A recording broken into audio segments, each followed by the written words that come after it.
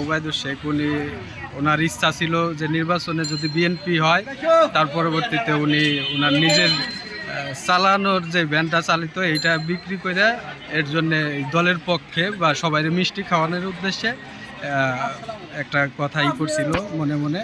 ওইখান থেকে নির্বাচনে বিএনপি জয়লাভ করার পরে উনি সেটা বাস্তবে করাই দেখাইতেছে। ওবায়দুর রহমান জাতীয় সংসদ নির্বাচনের ২৬ সালের ১২ই ফেব্রুয়ারির নির্বাচনে মানত করছিল যে যদি তারেক জিয়া পাশ করে, নাইবা কামাল পাশ করে, তাহলে আমি এটা মিলাদ দিব।